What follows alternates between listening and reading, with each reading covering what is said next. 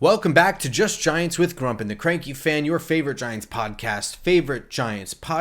I'm your host, the Football Grump. With me, as always, is Mike, the Cranky Fan, who is not 80 years old. It is time to preview the Giants-Ravens game. The Giants are hosting the Baltimore Ravens, a playoff-bound team, and the Giants are possibly good enough to enter the NCAA playoff. That's sort of the disparity that we're at right now. How you doing, Sonny? And we'll be watching from our holiday party bar. Yes, it is the annual Grump and Cranky's family Christmas party where we will try not to be talking about the Giants, although at 1 o'clock we'll end up at a bar watching and complaining about the Giants. But we'll be complaining in our festive gear with family all around. We'll have pajama party. That's right. It's a little bit earlier this year, so we'll be wearing pajamas and eating brunch food. And I confirmed mimosas, by the way. Yeah, well, for those Patreon fans, you get to see pictures of us in our pajamas. So, yikes! Since we have approximately none, society is safe. So this game, we are now at the point where half of the team is being moved to IR. Trey Hawkins was moved to IR this week. Tyler Nubin moved to IR. It's a shame. We didn't really review the last game. We instead had snacks on, and that went on for longer than we anticipated. But that's totally fine because that was I thought a really interesting conversation, a good conversation. But one of the things we didn't talk about is that Trey Hawkins had a very good game, for him in his young career against the Saints. Got an interception, second Giant to do that this year. Get a pick. But he literally broke his back. He has a fractured lumbar, and so he's on IR. I actually don't know the timetable for that. That could be, a big deal. That could just be like a minor fracture in a small bone in his back. I have no idea. Do you? I don't either. But if we're looking at the season's under a month left, and we have a long time before next season starts. So I'd almost rather it happen now than at the end of the season or something. So I mean, I don't mind him going to IR. It's just a shame that it's something like that. A young player that's got to continue to develop. We talked about Trey Hawkins a little bit with Snacks and how, he was drafted. He's not a bad player just because he's not playing. He's just clearly a fit for a system that is no longer in place on defense for this team. So him, rounding himself out to be more of a zone cover corner is something he's going to have to continue to work on. So you know what? There's one thing you just said, and I just thought about it now, is that you said, he's not a fit for this particular style of defense, but we're assuming that the general manager and the head coach and the coaching staff will be back next year. But what if they're not? Well, I didn't say that. I said that he was picked for the wink system, meaning that he was specifically for that. But that's not. I didn't say that's not what you said. I'm just kind of thinking, outside the box a little bit, where some of these guys were kind of writing off this year. Even guys like Bobby Okereke, where his production might have got down, maybe a different system for him. But there's no lock that these guys will all be back next year. This coaching staff, this coaching scheme we're doing and everything, and what goes around comes around. So don't write off these guys that we have just because they're fits from a prior administration or something. Just something to think about. No, again, I'm not saying you said it. I'm just saying it for all of you guys out there. No, yeah, and I'm with you. You make a good point, but also I'm assuming that they're coming back because the last we heard, John Mara said they're coming back. So agreed. Yeah. And that's not to say that's right, wrong, or that things can't change, but that's what I'm going with right now for assumption's sake. Right. And we'll get to all that. There's plenty of time for the off season. We'll cover it before the end of the season since we record on Mondays and usually post-season firings happen Monday morning at like 9. So before the end of the season, we'll have that discussion in depth. I'd like to do a for and against kind of situation, and I want to do more than just continuity. You know what I mean? I want real reasons for and real reasons against. So it won't be just I don't want to half-ass it. So that'll be an interesting episode for sure. I think people assume that we are big fans of both the GM and the coach, which is interesting because I don't know that either of us are. I think we're defenders, not. There's a big difference between a defender and a fan, and a rah rah cheerleader for them. I think I just don't. I feel like I say this all the time when things are.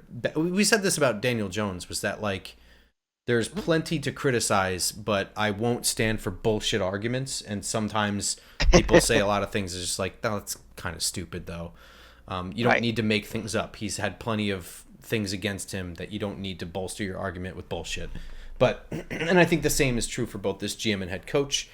But we'll get into that because I'm not huge fans of I'm not a huge fan of either of them, honestly. But I do think that there's merits to keeping them beyond continuity. But again, For sure. that's in a couple of weeks. Unfortunately, we're not there yet. God damn. Um, so this game against the Ravens, I'm not even going to bother with a prediction. This is a loss, right? Of course, I was in my text group with the guys we sit next to, and somebody's like, "Can you believe when was the last time a home team was ever underdog by 17?" And I'm like, "Why do you even bother even having a spread in a game like this? We simply don't have an NFL quality roster playing in this game. So what's the point of even betting on it? It's I just wouldn't it's even silly. bet on it because you know what? They're probably not going to cut. I have a feeling that they'll ruin bets. Anything can happen. A pick six can happen out of nowhere. The other team Kickoff has return, anything. the other team has to execute too. So I wouldn't touch games like this with a 1,000,000-foot pole. Hmm. I But agree. but the thing is, like, to say, I think the comment was thrown by the guys was like, well, it's embarrassing that we are. Sure. I'm like, it is, but it is what it is at this point. I mean, it's embarrassing we're in this position, but embarrassing to be it is kind of, well, what do you expect it to be? Yeah. I'm not. I think I'm just beyond embarrassment at this point and just so numb. It's like, get the season over with and let's start rebuilding our lives. Where I can't be embarrassed anymore. I mean, this just is what it is, and so be it. Yeah. I mean, I guess if you've already shit your pants in front of everyone, throwing up is not really that much worse. So, uh, so especially for the fact that I supported the decision to bench Daniel Jones and then get rid of him, sure. not because of him, because of in the best interest of the franchise. Correct. So once I was kind of accepting of that, I knew what the consequences are going to be. I mean, a lot of Giant fans wanted such things, but were not really to face or accept or you know Well, appreciate what these are what the, sort of the what the backlash results. is going to be. Yeah, and Yeah. to me, it's like this wasn't happening. This is it. To me, um, benching and releasing Daniel Jones is the same decision. Sure. They benched him. They had no intention of playing him ever again, and he asked for release. There's no other reason he asked for. They simply were not going to play him ever again. There was going to be no rotation. He was not going to earn his way back to playing. That was it. They were done. They were moving on. So the release and the bench are the same move, in my opinion. And And it once would they be did that, that's like when you have a loose tooth and you just decide you're done wiggling it, you're going to yank it out. Are you going to look really stupid with a gap in your teeth for a little while? Absolutely. That's part of it. yeah. And that even and just getting rid of him also it you resist the temptation of like, okay, DeVito gets hurt, then Drew Lock gets hurt. It's like, well, maybe we put him in. No, he's gone. He's gone. He's That gone. that He's gone. temptation's gone. Yeah. Yeah. And speaking of, Locke is in a walking boot. I don't believe he was moved to IR. He has a heel injury, and Tommy DeVito gets the start. That was announced maybe Tuesday afternoon, maybe Wednesday. Hmm. But so Tommy DeVito will be playing. Um, I'm not entirely sure how bad the weather is going to be. This is when it starts getting unpredictable in this area. I mean, it's nothing like Buffalo with lake effect stuff or anything like that kind of unpredictable. But today there were some ridiculous winds in the Meadowlands area. Jordan Renan said that the winds were at 36 miles an hour. That is, I don't know how true that is, but that's an insane speed for just regular wind and not anything. Because you think about that, that's we marvel at how fast Lamar Jackson runs, and that's 21 miles an hour. So we're talking about a lot more than that. He's like the wind. So throwing the ball on Sunday may be horrendous. Now, that shouldn't really matter for either of these teams. with Derrick Henry, with the Baltimore Ravens, and Lamar Jackson in general. The way Tyrone Tracy and the Giants, the only offense the Giants have really been able to maintain is with any sort of consistency has been running the ball. They've had some moments where they have struggled to run the ball, but for the most part this year, running the ball has not been a huge problem. It's been one of the I don't want to say highlights. It's not been a highlight, but it's been what's moved the ball forward on offense for us. Right. I mean, this could be a 2 hour and 30-minute game on the bright side of things. Sure. To get it over with as fast as possible. Yeah, the kicking game could be a real disaster. Most of the Giants' points come through the kicker, so this could be a shutout easily. Yeah, and based upon the Knowles' performance last Sunday, whether it was intentional or not, he blew a. Wasn't that blocked? It was blocked, but still. Okay. Wow, if he were a Gator, that would not have been a comment you made. Oh, sure, it clearly wouldn't have been his fault. Yeah, it would have been. It was a block. What are you going to do? It'd been an act from God. Yeah. The kicker's supposed to kick it and put it in between the uprights. Come on. Yeah, what are we doing? but a dumb Knoll, forget it. Yeah, there you go. One of the top marks of my cut this guy for cap savings is Graham Gano at this point. Oh, I think we did the thing about 5-6 weeks ago about top 5 moves we had to make.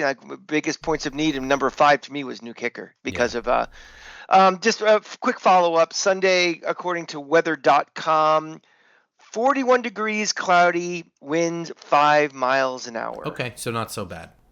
Yes, that's for East Rutherford. That is for East Rutherford. Okay. So maybe none of that's going to factor in. Maybe because 41 is not cold. I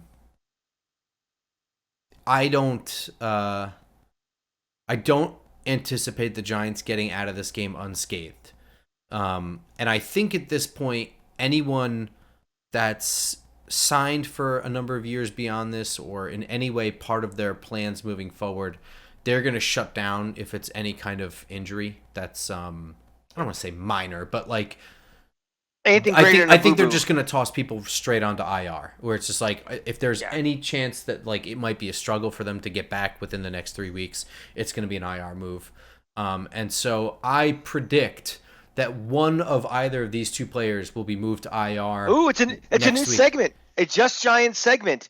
Guess the IR participant. So let's go. I'm going to say either Bobby Okereke or Micah McFadden is going to IR this week. Oh, interesting. I went the other side of the ball. I had JMS or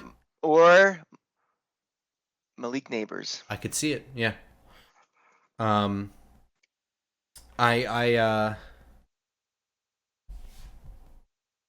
Do you think that what do you think will be the highlight of this game for the Giants?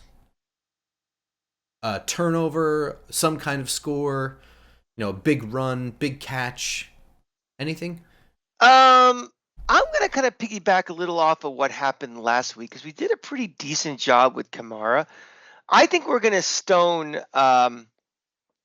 Derrick Henry like on a 4th and 1 or something, like a big play, and we stop him. I could see that. Yeah, they're gonna go for it. I think a lot on 4th and 1, 4th and shorts, and rather than Lamar running around, I think they're gonna go to Henry, and I think we're gonna stone him. I think that's going to be the highlight, which will prevent the score from going to 38-3. So, oh, yeah. I mean, yeah, but I think you asked for a highlight. I think that's going to be like the single thing that makes people kind of like, all right, because we saw a defensive line that doesn't have really many household names trying hard and doing some things last week. And I think that's going to happen again on one play. I mean, I think Henry still might have 170 yards rushing. Easy. Because now he's getting into the competition with Barkley for the league rushing title and going after the record potentially. So you might see a heavy dose of him trying to do that against a team like the Giants. And, if it's cold out and if the conditions aren't so wonderful, limited, passing in the game too. So, but I think the highlight would be, a play, a turnover on downs or something where we force a big stop. I'm going to call turnover. I think it's going to be like one of the few big defensive plays. And I'm not sure if it's going to be like a sack fumble or a tipped ball interception, but I think Brian Burns or Kayvon Thibodeau is going to get to Lamar Jackson. And Lamar tends to decide that he's Superman from time to time and do something stupid. And I don't know if the ball is going to be stripped from him. I could easily see Burns getting one play where he gets in there and knocks the ball loose, or I could see him just getting hit and releasing the ball in an inadvisable situation where you should just eat the play. He'll try and throw, and he'll, Darius Muasau or something, get another pick on like a flubbed pass. I don't really anticipate a safety or a DB coming in and making a great interception or anything like that, but I could see like, a wobbler after he gets decked get picked off. Lamar Jackson, for winning multiple MVPs, he's very polarizing, especially from Mm-hmm. friends of ours, and I on the different text chains I'm at. Like, as soon as he does something stupid, or as soon as he's like really inconsistent, it's like, this is the MVP or whatever. What's your take on Lamar? What's your evaluation of him? Oh man,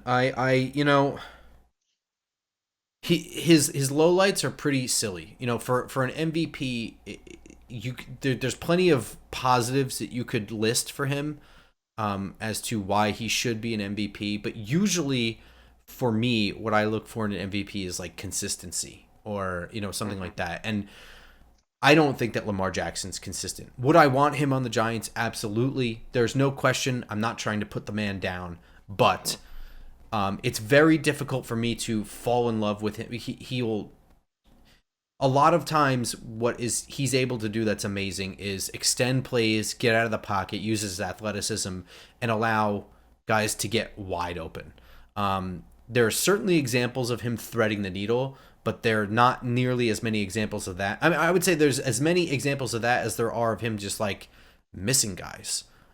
As a passer, I still question whether or not he's taken the next step into just standing in the pocket and delivering passes consistently. I think up against a good team where he needs to, like, a good team, not just a good defense, a team that scores points on offense, that demands that he score in return, up against a defense that keeps him in the pocket and forces him to stand there and make decisions and deliver on time, accurately, in tight windows, I think that he still struggles with that. Whereas guys like Josh Allen and Patrick Mahomes, they are more consistent in those areas. Would you rather have him or Brock Purdy? I would rather have Lamar Jackson. I think Lamar Jackson makes up for a lot more of deficiencies on your roster, and I think Brock Purdy is in the perfect situation for him to succeed. But Boy, that's not to put down either of them. that's the exact answer I would have gave if that question was asked for me. Where, the lows are kind of low, but those highs certainly offset. And he does things that nobody else can do, but sometimes he has to do those things to make up for the things that he shouldn't be doing. Because I do not put him in the same category personally as Mahomes or Josh Allen right now. I think he's on the second tier of that. I I would even put understand. him behind Matthew Stafford personally. Mm, I uh, think Matthew Stafford plays with a much worse roster and gets more out of them. I think Lamar. That's my personal opinion. Sorry, I didn't mean yeah, to interrupt you. yeah, I no, no. did mean to, but I I shouldn't was have. thinking about the question. Like, it's close. I think I might have Jackson again because of that high ceiling and that potential for cleaning up his own mess type of thing. But close. Did you see any potential Giants, future Giants this week? What are you talking about? Knicks game. I better not have. That's for Wow, goddamn sure. that far against it, huh? Very very far against it. You know, when he came up there. First of all, the whole you're not just drafting a quarterback with him. You were drafting a circus, and I think that forget the player. This organization has become a circus. They've allowed themselves to become a circus, and I think when you bring in the Sanders family, you are asking for constant attention and constant potential for ridicule and embarrassment. That I just you know Mayer may have lost his fastball as an owner, but I still think he's very prideful, and I still think he's very old school about certain things. And the last thing we need is Daddy Dion, you know, being vocal and criticizing, you know, this is not the right coach for my boy. This is not the right system for my son.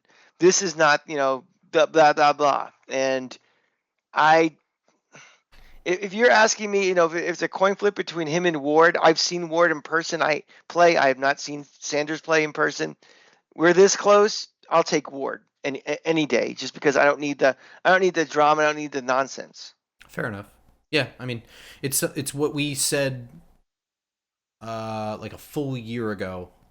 I don't know. You were there, but I don't remember. Mm-hmm. We were on the Talking Giants set. Was that the Raiders game that we were talking about? That probably the Raiders game. Yeah.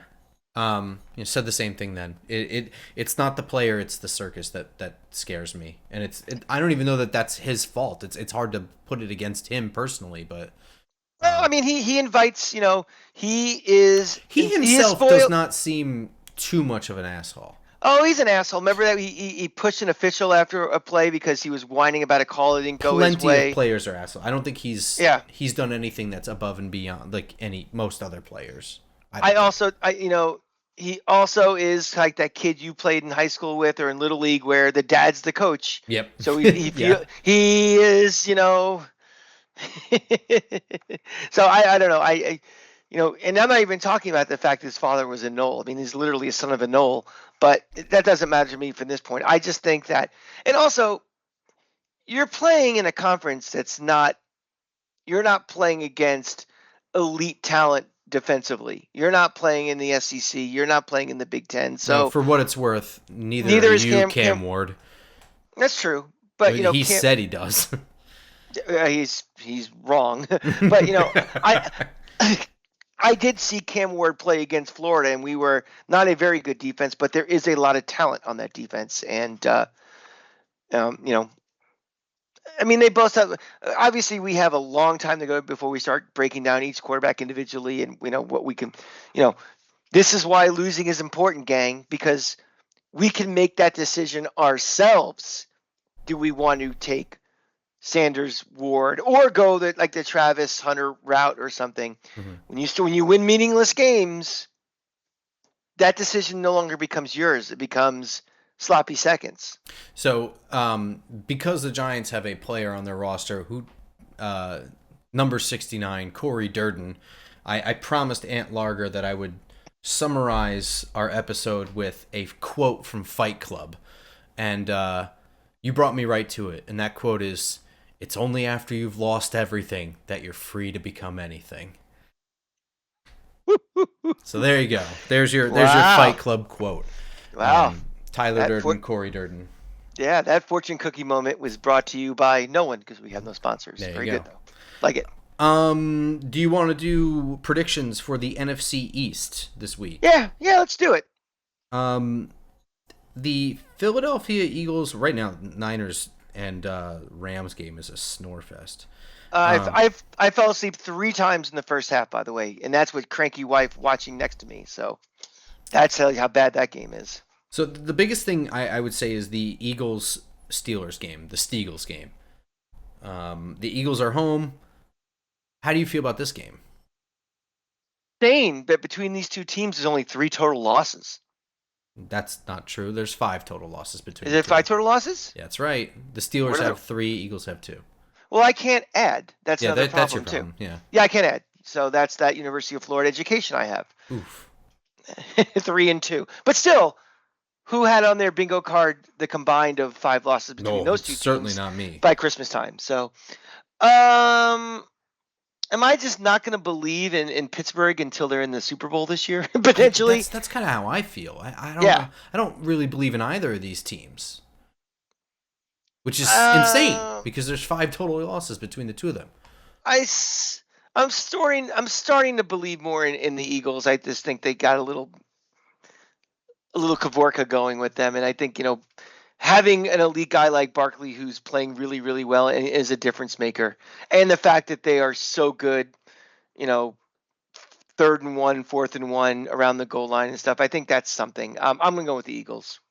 I am gonna go with the Eagles as well.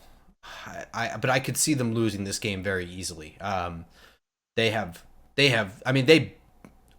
should have lost to the Panthers last week, and I don't mean that like, This is another case of like the same thing where they lost to the Jaguars, or they beat the Jaguars. It was the Jaguars lost in the final Yeah. seconds when they had the game in their hands. Trevor Lawrence throws a stupid pick.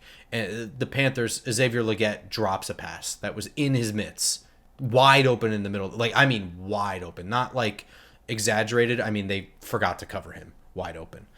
You know what it could be also, Grump, is that there are no great teams this year. There's a lot of I good think teams. the Bills are really close to great. They're close to great, but I think all these teams, you know, they The Chiefs then certainly don't look great. yeah, like it seems like all these teams, they have that week or two where they just look really bad and they should be losing games they have no business losing. I think that's just the league right now. So The when I script. see when I see that happen, what the hell at Carolina, I kind of give a little bit of a pass on, but if I see it over a course of like 3-4 weeks, it's like, But that's what I'm wow, saying. The Eagles have you been doing that for weeks. I don't know. I mean, I don't think I'm I don't think okay they're with you great. saying that I'm crazy for undervaluing them, but I am not okay with you being like to that, because that's absolutely true. It has been a very consistent thing. Other than the Ravens game, that was like the first real team that they beat, and it wasn't particularly close. The other games, they were barely eking out very bad teams. Yeah, but there's something to say that if you keep beating those bad teams Sure, too. and I think that's the thing. Adding somebody like Barkley has given them the depth late in games to pull through when they didn't Hmm. have that last year, and I think that is probably the difference. Right? But the Steelers are, I guess, objectively not a bad team, so this will be an No, interesting no. game. I mean, we're now in mid-December. I think that there's no longer that variance of like, well, they look good in week 1, but week 2, and who knows about week 3. We're now in week 14 or 13, wherever we are. 15. We kind of know what we are Yeah. with these teams. Washington is going to the Superdome to take on the New Orleans Saints. I don't know, man. The Saints look pretty bad. If they were held pretty close to the Giants last week, I have a hard time believing that the Saints are going to beat the Commanders. I thought we watched two teams that were tanking last week, and there's no reason for me to believe they're going to reverse course on the tank now. So I think Washington will roll. And then similar situation, Dallas is visiting Bank of America Stadium in Charlotte to play the Carolina Panthers. I just think that they're two bad teams, but one is a roster that is actually playable with a quarterback situation, and the other one is just a bad team. I think Cowboys win this game. I got a surprise for you. I think Carolina's going to win. There you go. All right. Yeah, Young has looked a little better, Sure. and I feel like a team like that's trying to play for something a little more than Dallas is basically, they're looking to next year already. Yeah. So I think that I don't see that team quitting. I see Dallas potentially. They're going on the road to Carolina, a team they don't care about. Their season's kind of over. Backup quarterback.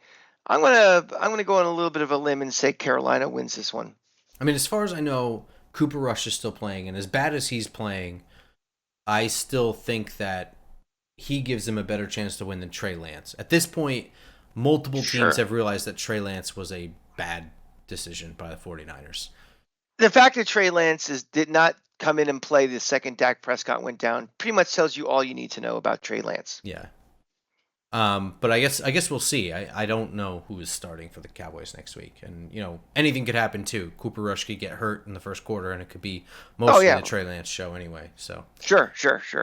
and that's pretty much going to do it. So on Tuesday morning, you will have our review podcast recapping the loss to the Baltimore Ravens and our updated draft board, which does change week to week. Jacksonville won last week. That was a critical mistake. We should check out. Let's do one more prediction. Will Vegas win against the Falcons? No. No. Yeah, I don't think so either. So there you go. That was the spoiler. But strength of schedule updates each week, by the way, based on teams. So the projected draft order is that the Raiders are picking first, Giants second, but the current draft order. With the strength of schedule of only games that have been played, the Giants are drafting first and the Raiders are drafting second. So it is something to monitor. And you never know. One of these teams could screw up and win a game, and it better not be the New York Giants. I honestly think that we should replace that segment of picking NFC East teams with let's pick, the 3 or 4 teams that we're fighting for the Tankathon. So it'll be Jacksonville, Raiders, Jets, Carolina. Browns. They still in that mix? Or are they out of it? I think Carolina's still in that mix. Yeah, I mean, because quite honestly, what are we really talking about the rest of this? New England, although they have their quarterback. Yeah, yeah, but you don't know. It doesn't matter. They can trade out of that spot, and it still fucks us. So that's true. That's true. Yeah, I mean, quite honestly, that's really what we're looking at the rest of the season. Whether we'd like it or not, want to admit it or not, we're scoreboard watching in reverse. So we'll start paying more attention to those teams too. And last thing, I forgot that this was this week. My projected Super Bowl preview match. The Bills are playing the Detroit Lions this week at 4:25. Same time as the. Why are you smiling? Like, that's insane. What? Oh, I thought you made a face when I said that. No, we just scored. Lightning just scored. Oh, okay. Yeah, we just scored 3 goals in 3 minutes. That's what the smile's for. All right, yeah. So 4:25, you can either watch the Eagles-Steelers game if you want, but the Super Bowl preview is on at that same time bracket. And I think it's possible that there might even be. Is that in Detroit? I don't think so. It is in Detroit. Okay, thank God. Yeah. What are you predicting on that? Not for the Super Bowl, but for just this Sunday.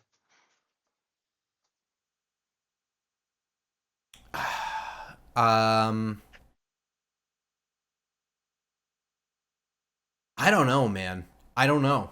In a dome, in front of a loud Detroit crowd that's very much on their team right now, it's tough. That one could be one of those games too where it's like 44-41. You know what I mean? Mm-hmm. So I have no idea. Flip a coin and that's my answer. What about you? I feel like, the last couple of weeks, Buffalo's getting all the buzz now. Yeah. And I think it's like, don't forget about Detroit. I think they're going to make a statement. They're going to win. Okay. Well, I'm certainly excited to watch that game. Not the Giants game, but we'll be watching it anyway. And we will see you guys Tuesday morning on iTunes, SoundCloud, Spotify, and of course, YouTube. Until then, go Giants. Go Giants.